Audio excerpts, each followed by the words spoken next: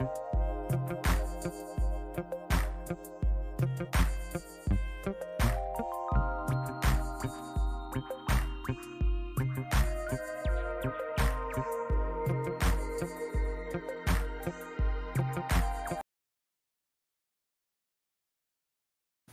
everyone, and thank you for joining us today for our CyberConnect and our next cyber focus session with John McNicholas. Thank you so much for being here, and we're talking about our cybersecurity certifications.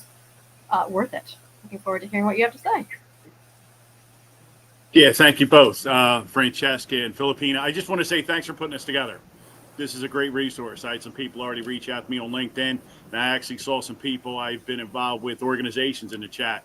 So yeah, this is a great way for the community to get together, trade ideas, and make each other better. Well, thank you. The stage is yours. So we're going to drop off now. We'll look forward to it. Sounds good. Yeah, cybersecurity certifications. We hear about it all the time. Security Plus, CISSP, CISA, CCSP, and you have your SAN certifications, your cloud security certifications, AWS, Azure. I think they all have a place, but most of them are very expensive. I want to talk about one. It's only going to be $50 a year to maintain, which is great. It's come from ISC2, which I actually talked to someone. It's not IC2 anymore. I know that's details that none of us need to know. But yeah, so I think other than the time you spend, other than the energy you spend, and time is money, your time is money, it's a valuable resource. I think cybersecurity certifications are worth it as long as you can afford it. If you're fortunate enough to have your organization or company pay for it, that's even better. When I got my CISSP, I was fortunate enough. The organization I worked with sent me away to a boot camp, paid for it, and the boot camp included a test. So I actually spent a week away studying being trained for the CISSP, and I took the test at the end of the week. That was a great way to take that test because I didn't have the distractions of work, family life. I went away, I studied for a week, and I know most of us can't do that. And most organizations anymore, unfortunately, the training budget is non-existent in some. I know one of my peers that works for a financial company, they don't offer training at all for their employees, which is unfortunate. But that's the situation we find ourselves in anymore. So it really comes down to individual choice. I feel it helps with your career because the first point, it does make an impact on your salary. Statistics show that it can add 10 to 20% to your salary. And CISSP holders, which is one of the most popular cybersecurity certifications, on average make between, and this is for the United States, make between 119 and 165 versus their non-certified peers at about 100,000. Now, that's an expensive test. That test is about $795, and the training material for it's probably going to run you a couple hundred. There are some great YouTube channels that we'll mention. There are organizations you can network to help you out with, and I know I was on the panel earlier today. Networking is huge. The local organizations are huge. Most areas will have an ISC2 local chapter that you can join. So I definitely highly recommend that. And another part of cybersecurity certifications are some positions require this certification. Some of them require that you have that. I've seen a lot of job applications now looking CISSP required. Some cloud security certification required, Security Plus required. So when you apply to that position, you either have to have that certification or you need to obtain it within 6 months. I've seen that a lot too. And hopefully a lot of the organizations will help you pay for that because these tests aren't cheap. This is not cheap. And I teach a Security Plus and a CYSA Plus community college course. And I think that's a great way to prepare for those tests as well. And we'll talk about how to prepare for those tests and required of organizations. I know some government, the Department of Defense requires certain IT positions to have certain security. There was your operating environments certification and the security certification. You had to have both. Now, if you worked on, if you were a Windows administrator, you had to have a Windows certification, and then you also had to have at least Security Plus. So the requirements of the organization, not even just a position, may require that. And some positions may not require it per se, but they'll only hire people who have certain certifications.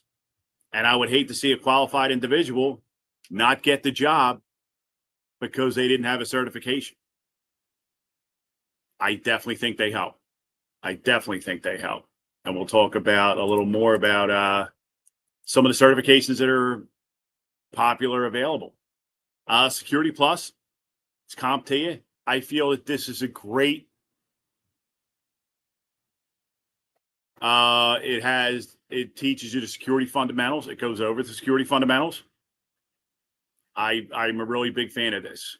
I had this early in my career. I did let it lapse in full honesty because it annual maintenance fees, they get expensive too. And you have to have a lot of these certifications require continuing education credits, continuing professional education credits, CPEs. They can get expensive as well, and that's time also. But I recommend for them, you keep in mind things like this. You can order, you can earn, certified professional education credits, podcasts, YouTube videos. There are free seminars.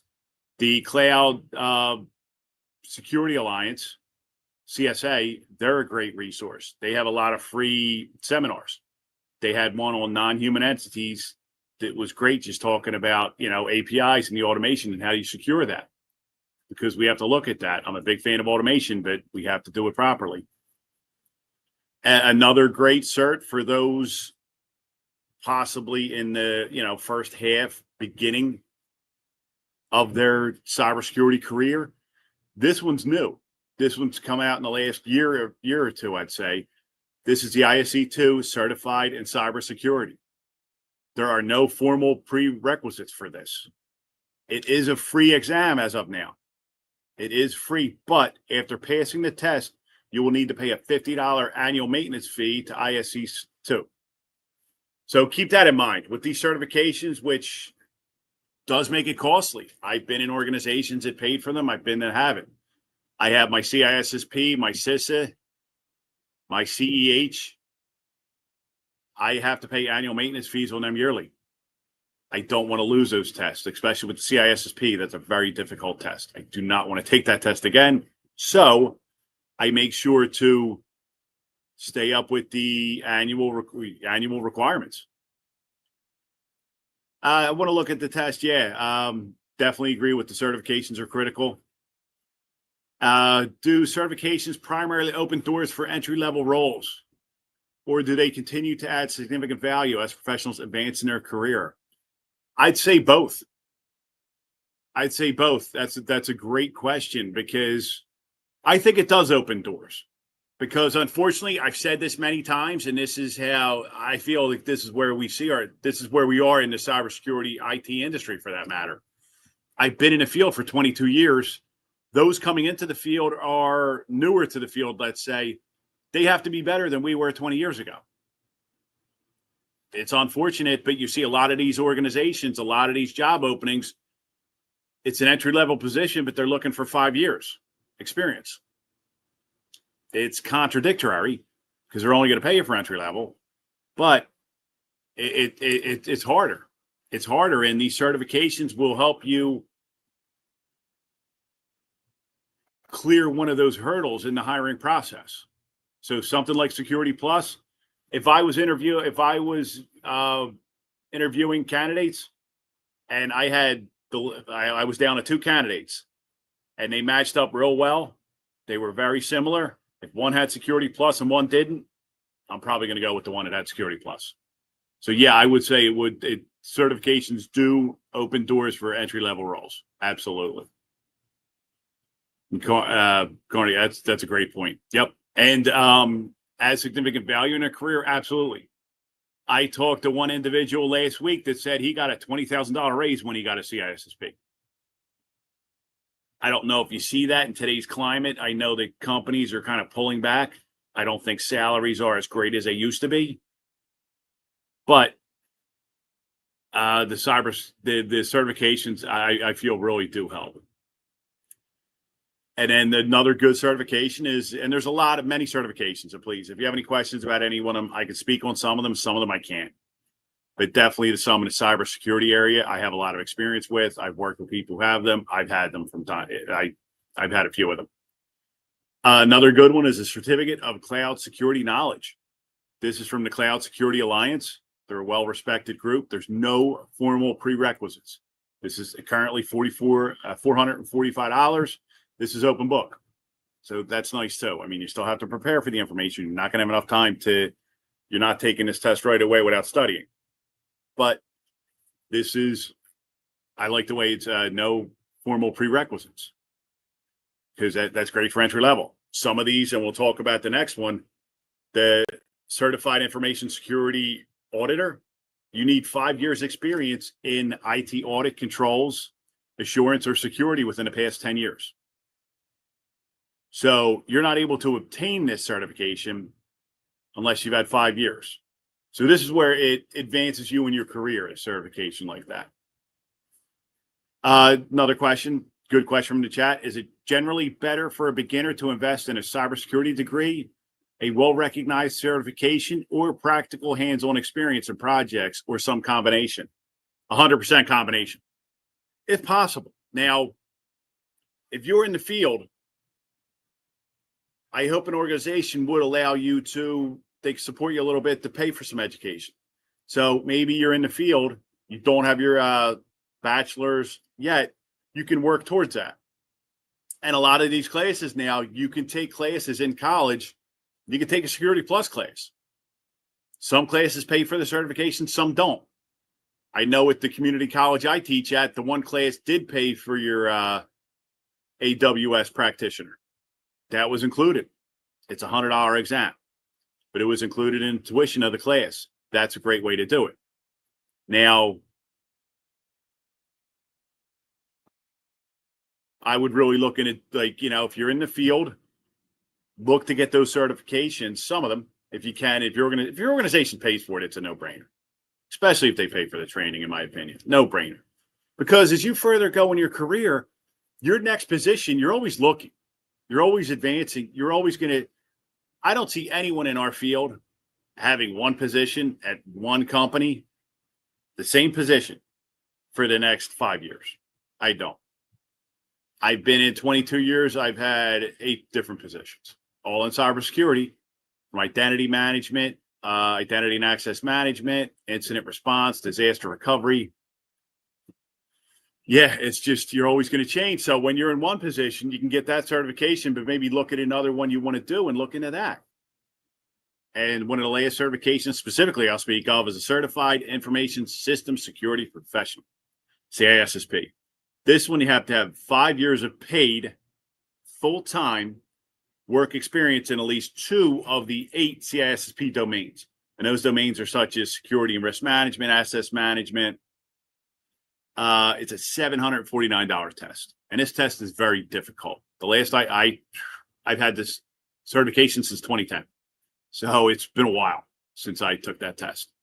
Now, I heard it's adaptive. It's one of those tricky tests where, say you get a question in asset security and you get it wrong, it's going to give you more questions in that area. These tests are very difficult. There's a lot of good tools. I just got a certification in CMMC. That is the Cybersecurity Maturity Model. And it's a certification for assessors that are going to be helping the defense industry meet certain cybersecurity postures. And, tell me if anybody has any questions on that, but that certification, you take that, but then you have to do a background check too. And that's actually what I'm waiting on getting done. But that I use an app called Pocket Prep.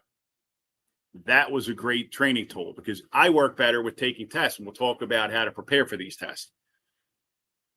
Project management certifications are great as well. You don't just have to stay in completely technical, because there's technical project managers. It's I think it's good to get a project management related certification, Scrum, things like that, and Security Plus. You want to be as well-rounded as possible. So yeah, Carney, let's definitely connect on LinkedIn because I can talk more about CMMC. Yeah, I want to get to a couple more pieces of information, and we'll definitely have time for questions. Some good ways to train for these certifications, and we talked about it earlier at the 11 o'clock Pacific time. TryHackMe, they are great for hands-on labs, capture the flag challenges, because there's a lot of technical certifications out there as well. It's the offensive. I forget what the certification is, but it's hands-on and it's truly a hacking certification. It's the offensive. I forget. If it comes to anybody, please put it in the chat. But that when you're actually going through labs and you're going through, you're knocking over VMs, you're knocking over systems, you're, escalating your lateral movement. That one's real tough. But that one, it depends where you want to go into it.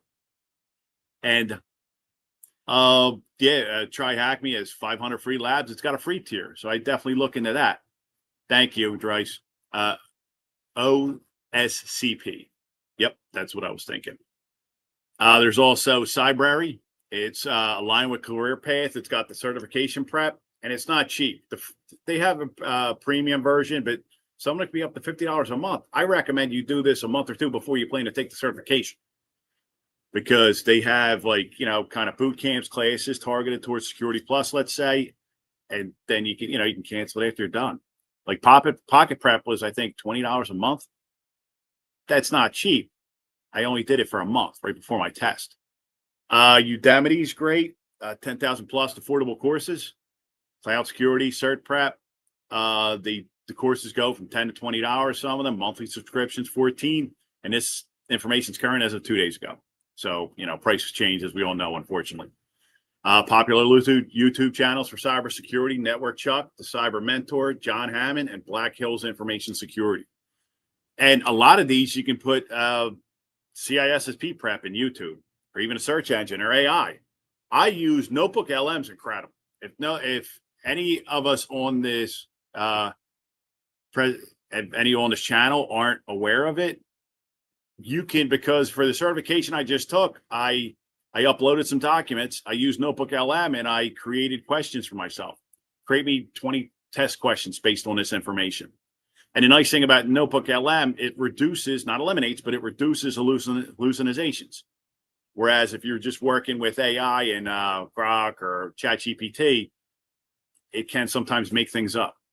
But if you give it the information to study off of, that's great. And that really eliminates the hallucinations. Cybersecurity podcast, I talk about these at length. Security Now, CyberWire Daily, Hacking Humans, Pulse Security Weekly, Trusted Tech. There's some great ones. And they can get you some really good. And you can use AI to summarize podcasts. Say you're busy. I did this the other day. I went to Grok and said, summarize the last 10 Security Now podcasts for me. And it listed all down beautifully. So if you miss a podcast, and those podcasts are a great way to get those continuing education credits, continuing professional education credits. They go by a few names. But that's a great way to do it too. And I'm such a big fan of local cybersecurity groups. When I say local, they're international groups. But they have local chapters. I mean, I'm near Philadelphia, and they have a Delaware Valley ISSA. It's the security administrations group, and ISC2, the Cloud Security Alliance, and Women in Cybersecurity. They're a great group, very active. Have great meetings, webinars, things like that. I think they're worth a membership.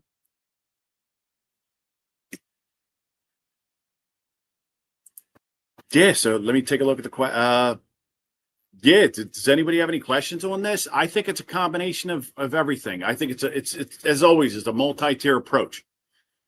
You want to Western Governors University. I've talked to folks who've gone there. I feel that education is directed towards certifications. Like they'll teach you about cloud, and then you get the AWS practitioner certification out of it. I mean, you have to take the test, but it's great to look into that too. Thanks. Where do I see the job market heading? I'm looking into an AI certification. ISACA has an auditing and AI certification. And I want to be certified in that so I can go in and look at AI systems and make sure organizations are using them properly. Make sure we have them set up. GRC, I'd say probably the Security Plus and CISSP and CISA are probably the biggest ones. I would start out. Security Plus is a great certification. It really is. But with the job market, I would say it's getting tougher and tougher.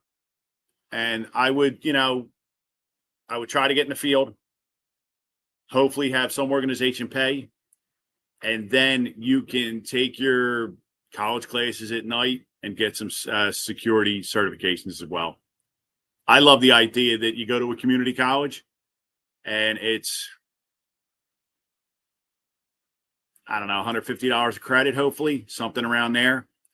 It's a 3-4 credit class. You can get a security preparation class for that $700, $800. I'm not saying that's cheap, but I'm saying some of these CISSP boot camps, Security Plus boot camps, you're looking at $4,000 or $5,000. So $800 to $5,000. It's a lot cheaper. Last question. How do certifications like CISSP compare in value with more technical vendor-specific certifications?